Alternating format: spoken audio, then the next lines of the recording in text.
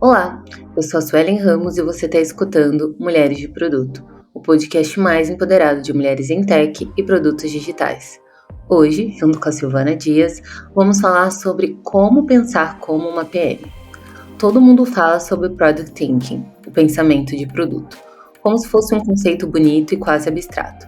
Mas na prática, o que significa pensar como uma pessoa de produto?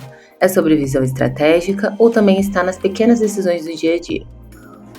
Hoje, a gente vai mergulhar sobre esse tema para além dos clichês, trazendo exemplos práticos e até algumas polêmicas para mostrar como o pensamento de produto pode transformar não só como criamos produtos, mas também a forma como trabalhamos e tomamos nossas decisões. Se você já se perguntou como exercitar esse pensamento de produto, fica com a gente. Quem sabe você não muda até a sua forma de enxergar o seu trabalho e o seu dia a dia. Olá, mulheres! Bom, Silvana Dias aqui falando. Depois dessa introdução aqui da Su, eu vou trazer a definição do que é o pensamento de produto. Então, a definição conceitual é metodologia de resolução de problemas para desenvolver soluções valiosas para os problemas dos usuários.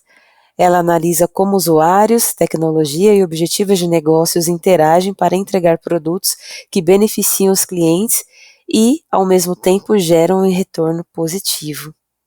Su, agora eu queria ouvir de você. Essa definição conceitual, ela está aqui super elaborada, mas eu gostaria de entender para você o que é um pensamento de produto.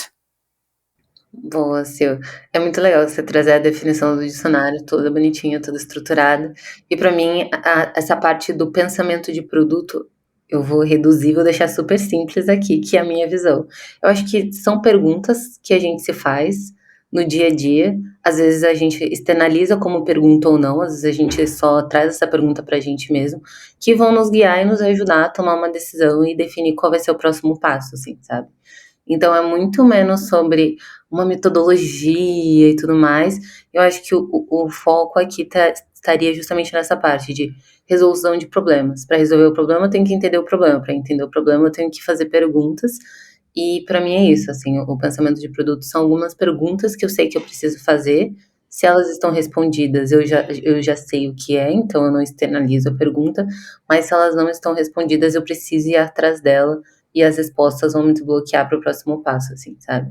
E para você, Sil, o que você Olha, acha que... olha, eu estou muito alinhada com o que você disse, Su. Eu acho que realmente a capacidade de fazer perguntas é o que define bem, né, o que é ter uma mentalidade de produtos. E gosto muito, inclusive, daquela provocação, né? Eu acho que muitos e muitas que estão ouvindo já devem ter ouvido aquela frase, né, de que lideranças gostam de receber soluções ao invés de problemas, né? Aquela lacuna, né? Não me traga problemas, me traga soluções. Então, hoje eu reconheço que tratar o problema sem ter uma solução imediata para aquilo pode fazer com que a gente tenha uma capacidade ainda maior sobre cenários, né, de resolução. O que eu quero dizer com isso? Quando uma pessoa identifica um problema e ela sozinha tenta resolver e trazer uma proposta de solução, não é um problema tão grande, mas se torna um problema quando ela deixa de trazer na esfera de problema para discutir com outras pessoas e se beneficiar do conhecimento dessas pessoas, né, desse grupo, e chegar em conjunto a uma resolução. Então, para mim, hoje, reconheço que pensamento de produto é muito dessa habilidade de não apenas focar no nosso repertório, mas ter também a contribuição de outras experiências, de outros repertórios, para que a gente consiga pensar numa solução mais abrangente. Nossa, eu gosto muito desse ponto que você falou e tá até conectado, acho, com outro ponto que a gente vai falar um pouquinho mais pra frente, de tipo, quando que eu compartilho a minha opinião, minha sugestão ou alguma coisa. Que é isso, o pensamento de produto, você não constrói ele sozinho. Não existe um time de produto não é formado por uma pessoa PM, ele é formado por várias pessoas que estão em diferentes disciplinas ali que vão atuar junto para construir o produto. Então, eu acho que é uma excelente colocação. Não dá para ter um pensamento de produto se ele também não é colaborativo, se você não está trazendo outras pessoas para te ajudar a construir, né? Esse pensamento, essa solução. Enfim, gosto muito. Tem um outro ponto quando eu penso sobre pensamento de produto, que é até um pouco entre a diferença de pensamento de produto com Product Sense, mas eu fico pensando, cara, será que como pessoa de produto eu tenho que ser mais visionária? Então, o tempo todo tá pensando na minha visão de futuro, tá pensando na estratégia, ou eu preciso ser mais pragmática, focando em decisões que vão me desbloquear assim o dia a dia? O que que você acha sobre isso, Sil? Aqui eu acho que é aquele clássico depende. Eu acho que vai ter momentos que a gente precisa ter uma capacidade mais visionária, uma visão ampliada sobre o que a gente vai adotar como estratégia, e tem momentos que a gente vai ter que ter muito pragmatismo. Por exemplo, produtos alimentícios que tem ali calendários, né, muito específicos. Você pode ter a melhor estratégia do mundo, mas se você demorar a aplicar, você vai perder o time. Então, não é tão interessante, né? Não é tão assertiva. Então, você pode pensar ali, né? Ter uma visão super ampliada e você perder o calendário, por exemplo, dos ovos de Páscoa, né? É um exemplo que eu vi há muito tempo, mas eu acho que ele ainda é muito atual. Então, eu uso justamente por isso, né? Então, acho que tem momentos e momentos.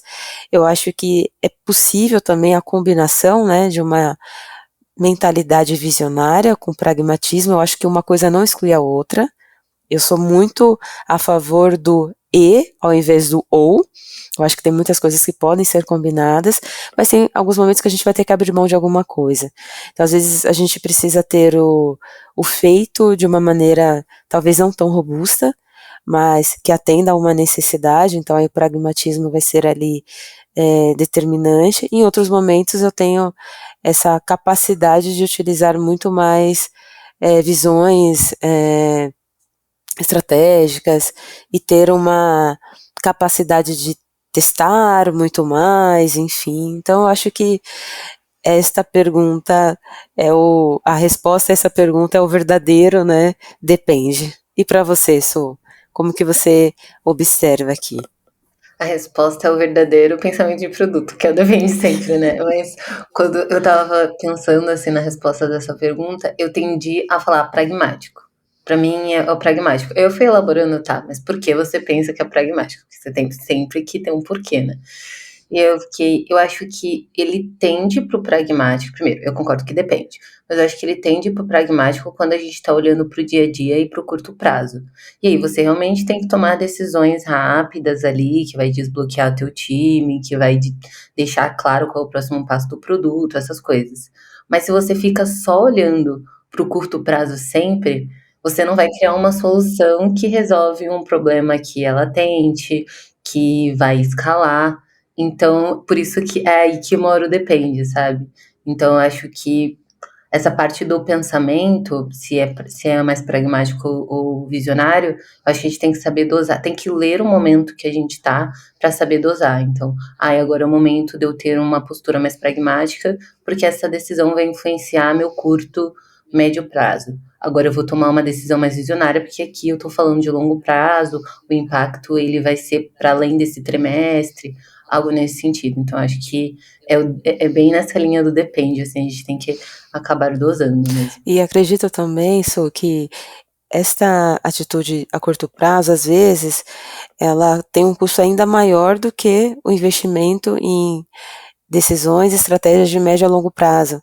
Então, parece que é mais rápido, mais simples, mas o custo, às vezes, de eu despender um pouco mais de tempo, de eu investir um pouco mais de recursos, eu vou trazer um resultado muito mais sustentável do que simplesmente ações muito curtas que eu tenho que. E tudo bem a cultura do experimento, né? Não é aqui, de novo, uma coisa ou outra. Mas eu percebo que muitas vezes as decisões de curto prazo elas são tomadas para que algo mais rápido seja lançado. Por exemplo, quando um pequeno investimento a mais poderia proporcionar um resultado muito mais perene, algo assim. Não, concordo. E é muito isso de dosar, né? Tipo, e isso é o pensamento, até isso de saber dosar é o pensamento de produto, né? Sim, Que é você olhar para além da única variável que está na mesa. Às vezes a pessoa vai fazer a pergunta, eu priorizo essa task ou outra task? É uma pergunta tranquila, faz essa daqui. Mas qual o custo de fazer essa daqui? se eu não fizer aquela agora, o que que acontece? Eu tenho alguma dependência? Eu bloqueio alguém e tudo mais? E é muito isso que você falou, assim, eu acho que olhar para além da única variável que está na mesa. Existem várias outras, e a depender da junção das respostas ali de todas essas variáveis, dependência, custo, tempo, esforço, enfim, a gente pode infinitamente Resultado. estar Uhum. aqui, e aí você vai dizer, é uma decisão mais de curto prazo, é mais de longo prazo, sim ou não. E o pensamento de produto é muito isso, você vai flutuando, né? Que você pode ir falando eternamente. Mas uma coisa que eu fiquei pensando quando estava começando como produto era, eu ouvia muitas pessoas mais sêniores em reunião tomando decisão super rápido ou se comunicando ali através de Slack, Teams, alguma coisa assim, tomando as decisões rapidamente e levantando hipóteses muito rápido. Eu fiquei, gente, será que dá para treinar isso? Será que é alguma coisa que eu vou adquirir com o tempo ou a pessoa já nasceu sabendo ser produteira, assim, sabe? Olha, eu acho que muitas coisas podem ser treinadas, né? Acho não, eu tenho convicção disso. Então acredito que tem muitos bons exemplos, né, que a gente pode se passear, possa levar em consideração. Então acho que o contexto influencia muito, mas acredito muito na capacidade do treinamento. Pode ser que tem pessoas que naturalmente já tenham ali uma facilidade de se colocar nas situações, mas acredito muito sobre a nossa capacidade de aprendizado. Então acho que treinamentos estruturados, repetições, e isso torna tudo muito mais grandioso. Por exemplo, se eu tenho uma defesa a fazer, né, sobre uma ideia de produto, então eu tenho que ter estratégias para transmitir aquela ideia da melhor forma possível, como trazer dados, trazer o porquê que eu acredito naquilo. Então, acredito que esses apoios, eles combinadas, né, a forma como a pessoa se expressa, elas têm um grande valor. Então, eu acredito muito na capacidade que cada pessoa tem do treinamento, e aqui eu acho que não tem como deixar de vincular ao pragmatismo, né? Eu acho que vai ter momentos que a gente não tem um tempo tão extenso, né, para se dedicar, para realizar algumas ações, algumas tarefas, mas é um aprendizado constante, é um aprendizado contínuo e a gente sempre vai aprendendo a partir das experiências anteriores e para mim a importância, né, de ter isso como ponto de partida, de que cada vez mais que eu executo alguma coisa, mais facilidade eu terei com aquele tema, me transmite essa segurança de dizer que sim, o pensamento de produto pode ser treinado, assim como a criatividade. Tem pessoas que acreditam que a criatividade é um dom também, que a criatividade ou você nasce ou você, né, ou você está fadado, né, ter uma vida sem criatividade, pelo contrário. Também tem estratégias que podem alavancar aí a criatividade das pessoas, como leitura, exposição a atividades ao ar livre, pensamentos, enfim, tem várias formas de essa criatividade ser treinada. Então, eu acho que acaba sendo um bom exemplo em relação ao pensamento de produto. E para você, Su, o que, que você acha sobre isso? É treinado ou é um dom natural? Não, eu concordo 1000%. Eu acho que se fosse um dom natural, talvez a profissão de PM nem existiria. Por que eu digo isso? Porque para mim, eu acho que é uma das profissões que mais tem habilidades que são transferíveis de outras áreas. E é um pensamento que você cria, é um modo de pensar mesmo, que vai ser importante para você, independente do papel que você tem dentro do time. Se você é a pessoa de produto, se você é um engenheiro, se você é um data analyst, é algo que você precisa levar porque vai te ajudar, e até eu digo no dia a dia mesmo. Às vezes eu me pego, enfim, estou tentando me mudar, e às vezes eu me pego pensando, não, pera, mas o que é um must to have do próximo apartamento que eu quero, que é um nice to have? E tipo, realmente é um pensamento que a gente usa muito no dia a dia, mas também ajuda a gente a tomar decisões na nossa vida pessoal. Então, eu concordo, eu acho muito que é algo que você treina, e para mim a chave aqui é exposição e resiliência. E por Uhum. que eu falo essas duas palavras? Exposição, porque não adianta você ser uma pessoa sênior, que você sempre teve ali no seu quadradinho, que você não está disposta a cometer erros, e aí você não vai aprender. Então, para mim, o aprendizado vem muito da exposição. E você está disposto mesmo a ir lá, compartilhar a sua ideia, ouvir um não, você está errado, ou ouvir, eu concordo, mas eu acho que essa outra opção aqui é melhor. E a resiliência para você passar por esse processo de aprendizado. Como eu ainda sou uma pessoa que está no papel júnior, eu vejo isso muito no dia a dia, de tipo, às vezes eu acho que a decisão que eu vou tomar, ela de fato é a melhor decisão, e eu estruturei tudo, pensei na hipótese, no prós, no contra, dei uma sugestão, e aí vem uma outra pessoa que às vezes tem uma bagagem um pouco maior, porque se expôs mais, está exposta a problemas há mais tempo, e ela vem e traz um negócio que eu não pensei. Eu falei, não, realmente, a sua sugestão faz mais sentido. Então, a resiliência, tanto para aprender com os teus próprios erros, quanto para, tipo, admitir, realmente, eu acho que esse caminho que eu estou propondo não faz tanto sentido, vamos por esse, ou, vamos tentar, então, a tua proposta, se não der certo, a gente pode pensar na minha. Então, para mim, é muito de treinamento mesmo, e tá disposto a errar, assim. Tem um livro que eu gosto bastante, e é o que faz eu muito acreditar que o pensamento de produto é algo que você pode levar para qualquer carreira e trazer de qualquer carreira também, que é o Roube como um Artista. O livro é muito bom e ele vai trazendo vários pontos do livro, e um dos que me marcou bastante foi: compartilhe a sua ideia o quanto antes. E um outro é de que, você vai ter uma ideia brilhante, maravilhosa, e aí ele traz o desenho. O livro ele tem várias figuras. E ele traz um desenho da curva do processo criativo. Então, primeiro você vai ter uma ideia linda, maravilhosa. Aí depois você vai começar a pensar em operacionalizar ela e vai pensar, tipo, acho que eu não vou conseguir fazer tudo que eu pensei. Acho que eu vou conseguir fazer isso daqui. Aí depois você, não, a ideia é ruim, eu vou largar de mão. Aí depois você volta para a ideia. Enfim, ele faz todo um gráfico do processo criativo. E quando eu vi o gráfico, eu falei, gente, é literalmente isso quando a gente tá no dia a dia, tipo, com um time multidisciplinar, seguindo um fluxo de produto que você não precisa, que você pode errar e aprender com erro e iterar quando você tá fazendo. Então, para mim é isso, acho que é muito sobre habilidades transferíveis e exposição, assim. Sim, eu acho que vale até a pena a gente estender um pouquinho mais para falar aí sobre erros e sobre ideias. Por quê? Porque a diferença das pessoas que têm boas ideias das que não têm muitas boas ideias é um fator muito simples, né? É a quantidade de ideias ruins que cada uma teve. Então, quanto mais ideias ruins a pessoa tem, maior a probabilidade da próxima ideia ser boa. E o que acontece na maioria das vezes é a pessoa ter uma ideia, se frustrar porque a ideia não foi bem sucedida e ela interromper o processo criativo. Então eu não vou mais ter outras ideias porque uma se provou ruim, então quer dizer que eu não tenho criatividade, quer dizer que eu não sou boa nisso.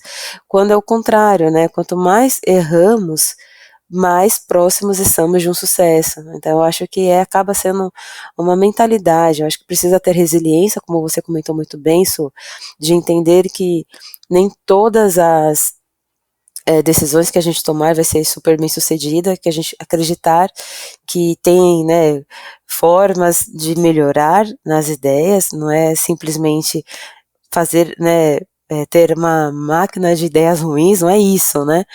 Mas é que inevitavelmente, para a gente chegar a uma ideia de sucesso, a uma ação, a gente precisa passar por muitas ideias realmente fracassadas, né? Eu acho que isso torna tudo mais possível. Acho que esse, para mim, é um dos pontos que me faz persistir. Então, quando eu percebo que, às vezes a gente tem uma fase, né, que a gente acaba percebendo que, puxa, quantas baixas, né?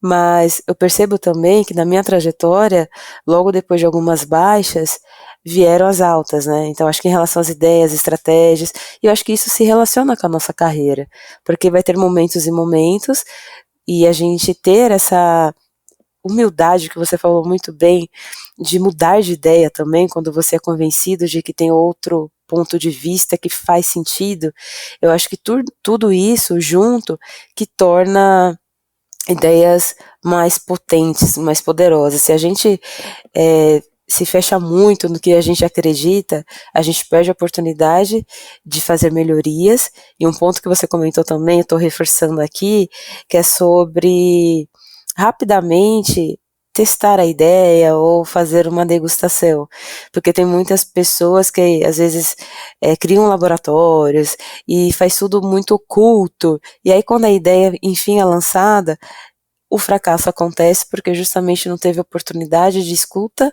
não teve oportunidade de melhorias, e aí quando isso é divulgado já está no estágio tão avançado que uma modificação ela é mais custosa. Então, acho que é um ponto importante. Você falou de um livro, eu vou falar de um também, que foi também da onde eu tirei algumas perspectivas que comentei agora.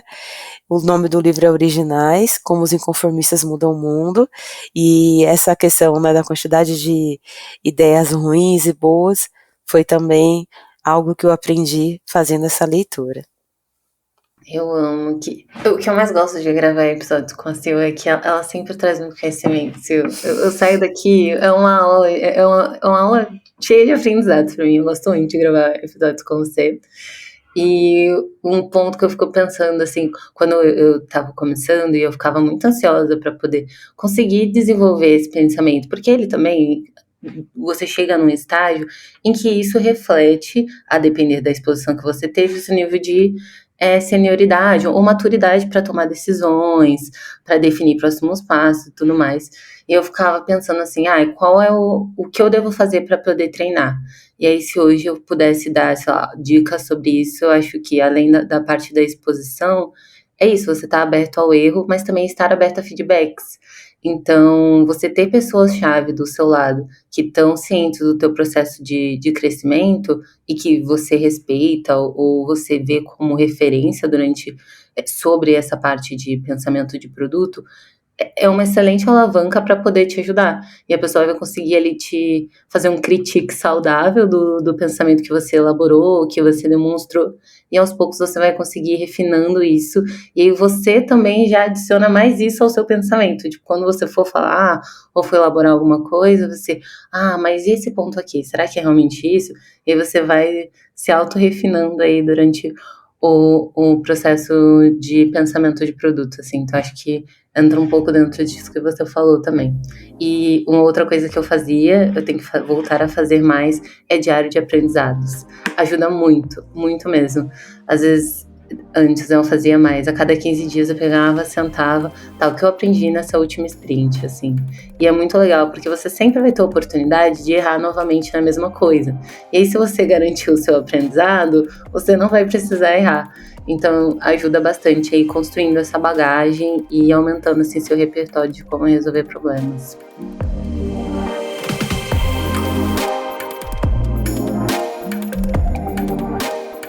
Se você está gostando do podcast, está gostando do nosso conteúdo, para entrar em contato com a gente é só mandar uma DM no Instagram. Mas se você preferir o e-mail, manda um e-mail aí para podcast@mulheresdeproduto.com. E também você pode apoiar a gente de diversas formas, seguindo a gente no seu agregador de podcast mais favorito, ouvindo pela sua plataforma favorita e também deixando like e entrando aí pro Clube MDP, que a partir de R$25 você vai ter vários benefícios, como inclusive passe livre no MDP Curtas, que é os nossos eventos aí que acontecem ao redor do Brasil todinho. Vem pro clube e continua ouvindo a gente.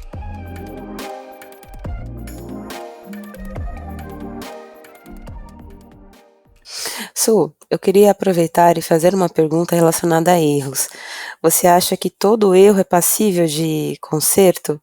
Ou tem situações em que o erro cometido na estratégia de um produto, ele é tão fatal que uma decisão mais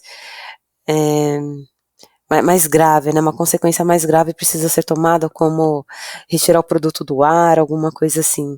Você já teve alguma situação como essa na sua carreira? E como que você lidou com isso? Boa. Eu acho que O processo de criação do produto, ele já é feito para mitigar cenários muito críticos, né. Então ter o teste, aí você lança para uma população pequena, você cria a sua hipótese, você valida a hipótese antes, leva a hipótese para o time, documenta. Eu acho que tudo isso são ferramentas que a gente tem no dia a dia para mitigar erros, porque no fim do dia somos pessoas criando produtos e pessoas são passíveis de erro, assim. Mas eu acho que o processo de produto, ele geralmente roda de uma forma a mitigar erros. Mas sim, acontece, não tem como, né. Às vezes você lança o seu produto com a regra de elegibilidade errada, então já me ocorreu. E aí, no fim do dia, foi tirar do ar o produto, rever a regra, e aí se é algo que tem um impacto muito grande, se você trabalha numa empresa que tem muita exposição pública, seu maior medo, na verdade, não é nem a feature chegar num cliente, é chegar num cliente que tem Twitter, porque aí ele vai tirar um print do que aconteceu na sua experiência e o mundo todo vai ficar sabendo. Mas brincadeiras à parte, assim, já aconteceu. Eu acredito que tem esses dois tipos de erro. O erro que, cara, infelizmente foi para mão do cliente, agora rollback, vida que segue. Mas não. E o outro tipo de problema que você conseguiu mitigar antes de chegar na mão do cliente. Mas independente do problema em si, eu realmente sempre acredito que vai existir uma outra oportunidade em que o universo, Deus, o que seja, vai te testar para ver se você aprendeu com o erro anterior. Então, por isso que eu falo, é legal ter o diário de aprendizagem, assim, para você aprender com seus próprios erros, além dos erros das outras pessoas. Mas e você, se você tem um erro aí que você cometeu que ficou marcado, que não deu para voltar atrás? Olha, Su, dá pra dizer aqui, mas não num episódio curto. Brincadeiras à parte também, eu acho que sim, a nossa carreira, e acho que é quando a gente reconhece, né, os erros que a gente teve e quando a gente utilizou esses erros para crescer, eu acho que a gente não tem que ter vergonha nenhum de assumi-los, né? Então eu acho que os erros que eu já tive na minha carreira estão muito mais associados a essa capacidade de entender os ambientes em que eu estava inserida. Então eu acho que isso me custou sim alguns, né, prejuízos. Eu acho que se eu tivesse aprendido rapidamente como diferenciar a minha atuação dependendo do cenário, eu acho que isso teria sido diferente. Mas talvez se eu não tivesse cometido o erro, eu nunca teria aprendido.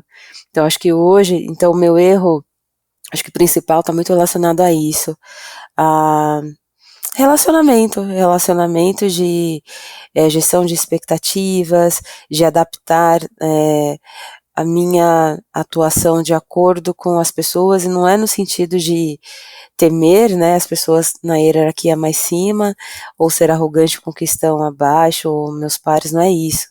Mas hoje eu entendo que relacionamento, quando ele é bem conduzido, quando ele é bem organizado, ele pode alavancar a sua carreira ou pode ser realmente um impeditivo para que você cresça. Eu acho que eu demorei para aprender que até um pouco do último episódio que a gente lançou, né, sobre a falácia, né, da qualificação. Acho que por muito tempo eu me apoiei muito nisso. E não que isso seja ruim, mas hoje eu percebo que a qualificação por si só, ela nem sempre vai ser o passaporte, deveria, tá?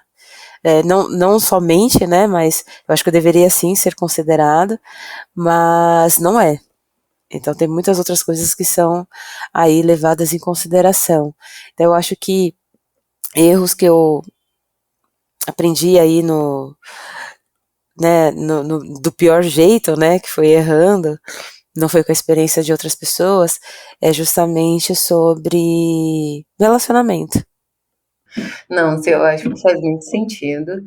E tem tudo a ver com o trabalho de uma pessoa de produto, uma pessoa que está num papel de liderança ali dentro do time, que é sobre o relacionamento. E o pensamento de produto também passa sobre relacionamento, porque você tem que saber e tem que fazer o filtro. Aqui, a gente tem uma pergunta no roteiro que é sobre pensar como produto é sobre saber tudo ou sobre fazer perguntas. E aí eu já vou emendar aqui, porque eu acho que tem um link com isso que você falou. Para mim é sobre fazer perguntas. Só que é sobre fazer pergunta na hora certa, para a pessoa certa e da maneira correta. E isso fala muito mais sobre pessoas do que sobre a tua dúvida em si, porque você tem que saber ler o ambiente, você tem que saber ler o stakeholder para quem você está fazendo essa pergunta. Às vezes você vai trazer uma pergunta mais provocativa, daquele tipo de, vou desafiar o status quo. Às vezes você vai ter que fazer uma pergunta que está soando como uma sugestão ou como uma dúvida real. E é sobre isso, né? Porque quando a gente está nesse papel, a gente tem que saber muito bem ler pessoas e nutrir, entre aspas, aqui, relacionamentos. Porque no fim do dia, uma pessoa de produto acaba tendo muitos stakeholders e depende muito deles para conseguir tocar no dia a dia, né? Sim, sem dúvida. E não dá para a gente deixar de associar, né? Aqui é um podcast formado por mulheres, nosso público-alvo são mulheres de produto, mulheres que são na tecnologia, e sabemos também que o peso de perguntas vindo de determinadas fontes, elas são interpretadas de maneiras diferentes. Então, a gente tem todo o cuidado, a gente reconhece a importância, né, de ter contexto, de saber fazer a pergunta certa, mas sabemos que tem também muitas camadas que enviesam a receptividade, né, das perguntas que fazemos. Então, dado esse contexto, é muito mais importante que a gente consiga pensar no resultado que a gente quer alcançar. Então, o esforço que a gente precisa ter é maior, né, do que outros grupos. Então, uma pergunta que de uma parte, né, de um grupo mais aceito, que poderia ser interpretado como o auge, né, do desafio ao status quo, quando vem de determinadas camadas, pode ser interpretado como afronta, como outras coisas negativas. Então, eu acho que isso se torna ainda mais importante. Então, por isso que falar sobre relacionamento, falar sobre contexto, não tem como também deixar de abordar sobre os mensageiros, né, nas perguntas. Porque às vezes não é o que você pergunta, é quem pergunta. Então, algumas perguntas cabem muito mais, né, em alguns perfis do que em outros. Então, acho que isso é importante que seja dito também. Sim. E aí, até trazendo um pouco, teve o episódio que a gente foi fazendo sugestão sobre livros que a gente gostava, e é um livro que eu gosto muito, que é Comunicação Não Violenta, e ele fala muito sobre isso, né? Sobre você é o comunicador. Então vai ter uma pessoa que vai te escutar. Se você quer que ela te escute, se você quer se comunicar de maneira efetiva, você precisa entender o contexto da pessoa que está ouvindo, da pessoa que vai receber a sua mensagem. E é isso, às vezes você tem que, poxa, eu já sei que essa pessoa tem um viés em cima do que eu vou falar. Como eu posso reestruturar para falar da melhor maneira? É claro que aqui a gente está trazendo dentro do aspecto do que você pode mudar dentro do que você tem controle. O ideal seria, né, em alguns cenários, e aqui a gente está falando no cenário onde um homem está numa conversa em que a mulher dá uma sugestão e um outro cara dá uma sugestão, a mesma sugestão, e ele vai ouvir o cara e não vai escutar a mulher, por exemplo. Existem cenários em que a gente sabe que não é a gente que tem que mudar, é a situação em si, são as outras pessoas. Mas dentro do contexto em que a gente tem um controle, a gente gostaria de transmitir a mensagem da melhor maneira, eu sempre lembro muito desse livro, porque ele fala sobre tantas coisas, mas ele me marca muito nessa parte de comunicação também. E pensar, eu acho que como produto é você não só pensar, mas saber comunicar de maneira assertiva o que você está pensando. Senão ninguém vai conseguir te ouvir, né? Perfeito, Su. Principalmente porque tem a realidade e tem o que a gente faz dela. Então, eu acho que a gente pode reconhecer, né, algumas situações que a gente não gostaria de vivenciar, mas vivenciamos, mas por outro lado, a gente quer aqui trazer ferramentas para que a gente consiga lidar com a realidade, seja ela qual for.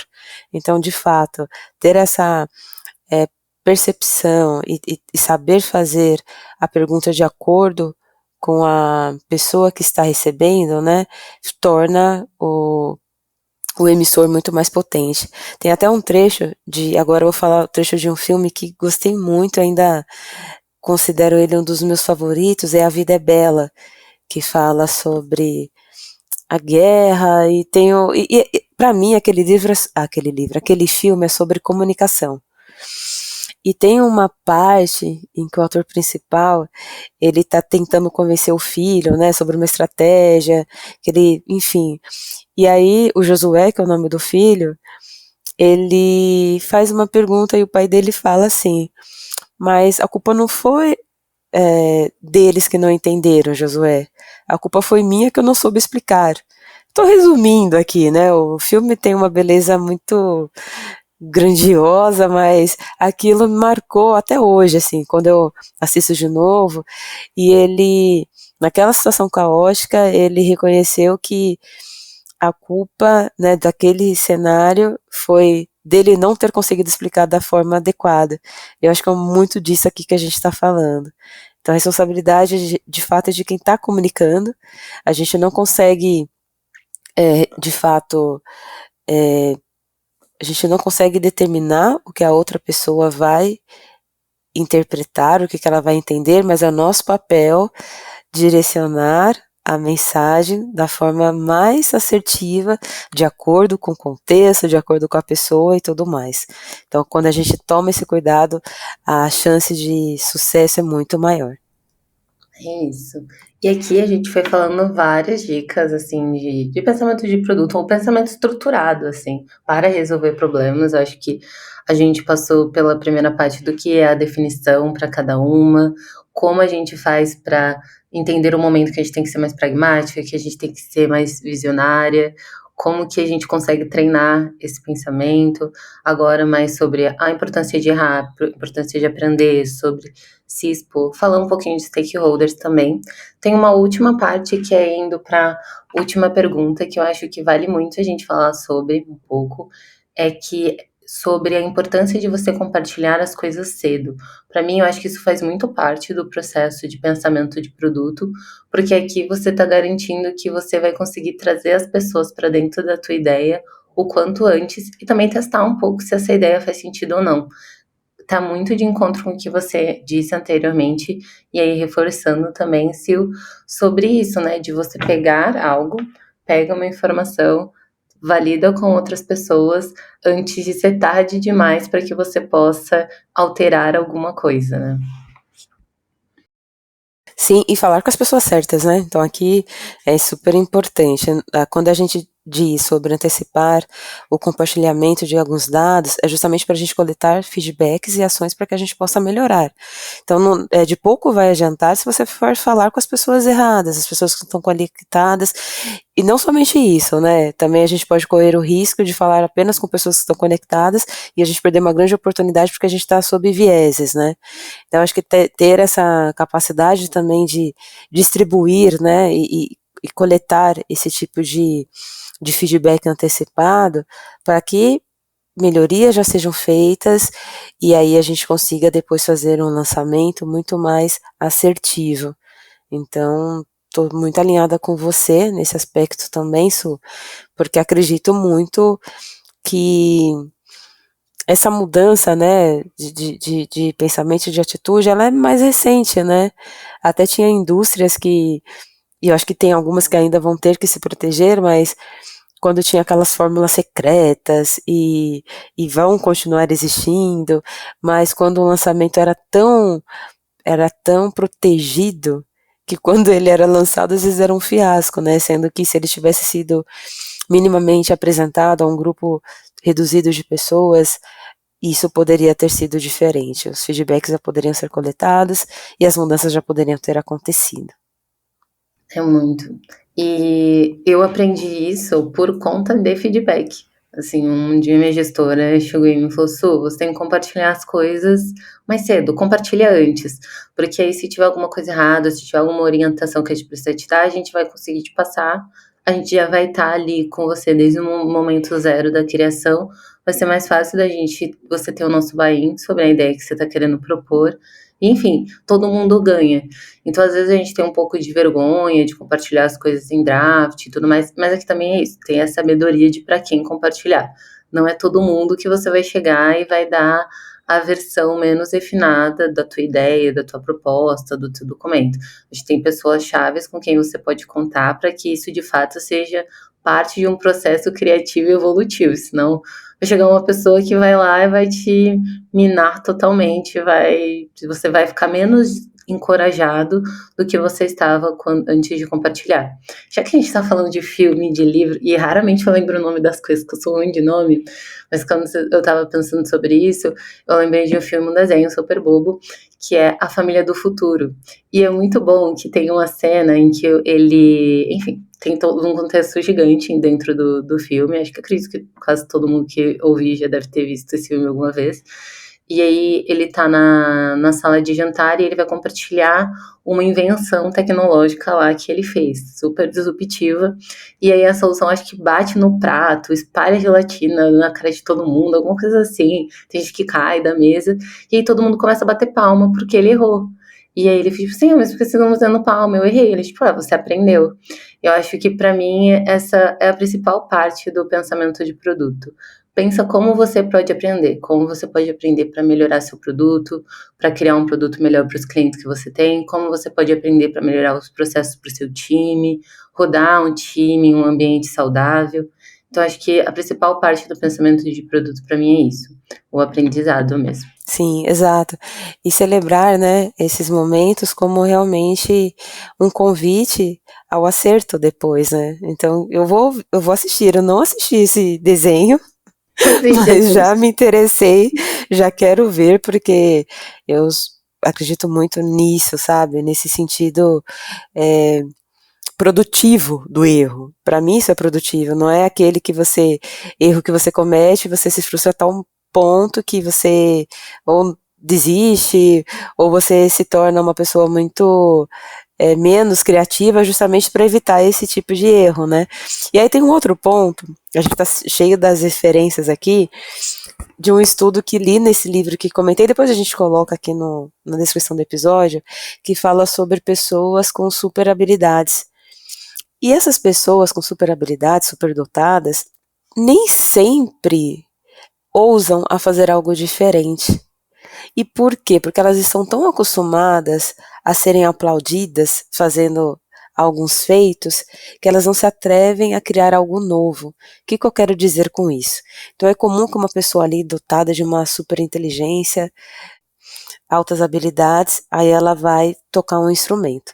E ela consegue reproduzir uma canção de uma maneira belíssima, lindíssima, que emociona a todos. Mas às vezes essa pessoa, ela não ousa criar algo novo. Então ela se especializa em reproduzir coisas. E é uma situação que pode acontecer na gestão de produtos, na criação. A gente se especializa tanto em reproduzir, né, em executar, e não em fazer uma criação, que a gente perde oportunidades. E isso acontece por quê? Porque são pessoas tão inteligentes, e claro que tudo que falamos aqui não é generalizar, né? Não tem generalização, mas é o que pode acontecer com alguns perfis. Normalmente, elas evitam fazer algo que não esteja ao alcance delas, justamente para continuar recebendo apenas elogios. E isso também, e por que eu estou dizendo isso, né? Pessoas que poderiam estar contribuindo muito mais para a sociedade, para as empresas, mas que acabam utilizando as suas super habilidades para fazer coisas comuns. Quando elas poderiam estar, tipo, revolucionando, fazendo coisas muito diferentes. Então, para cada um de nós se perguntar, né? Eu estou fazendo bom uso das habilidades que eu tenho? Todo mundo tem habilidades. Então, para a gente se perguntar como que a gente está fazendo uso das nossas habilidades, da nossa inteligência. E eu acho que tudo isso, enfim, acaba sendo uma boa forma da gente refletir o quanto que a gente está sendo disruptivo, o quanto que a gente está trazendo de inovação para as atividades que a gente executa. Isso. É muito isso. E eu acho que outra parte importante, além de querer aprender, é se questionar, que foi um pouco disso que você trouxe, né, Silvia? E você ir se questionando em vários aspectos. Qual o seu propósito, o que você quer fazer, como você vai fazer, enfim. Que episódio maravilhoso. Exato. E tem um outro ponto que eu esqueci de falar, que era sobre a gente pedir, né, a opinião de pessoas, mas a gente também, de forma intencional, pedir informação daqueles que vão criticar, tá? Porque tem muita gente que quer só a validação, e não é isso, né? Se tudo que a gente faz for validado, a gente não vai ter o resultado que a gente poderia ter. Então, eu acho que isso é importante também, para que a gente não se frustre quando a gente pedir, né, opiniões ou dividir alguns experimentos, e aí a gente receber ali algumas sugestões de mudança. Muito bom. Eu acho que um pouquinho de tudo que a gente falou sempre tinha essa parte que era ter o senso, ter o feeling de se é o momento, se é a pessoa, como fazer, para quem fazer. Eu acho que isso conecta muito com um futuro próximo episódio que a gente quer ter, que é falando sobre o Product Sense, que é um pouco dessa sabedoria, esse feeling que a pessoa de produto ela precisa ter para rodar o time, para tomar boas decisões. Mas hoje o papo foi sobre pensamento de produto. Eu espero que vocês tenham conseguido aprender tanto quanto eu aprendi nesse episódio.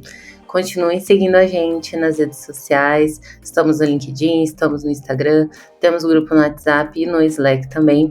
Conta pra gente qual pensamento de produto, qual forma estruturada geralmente você tem que a gente deixou de falar aqui. E a gente se vê no próximo episódio. Muito obrigada, pessoal. Espero que vocês realmente tenham gostado. Não vou me estender muito, a Su já fez um ótimo encerramento, mas contribuam, interajam com a gente, justamente para que no próximo episódio que a gente vai dar a continuidade, a gente possa também se beneficiar aí das percepções que tiveram a nos escutar.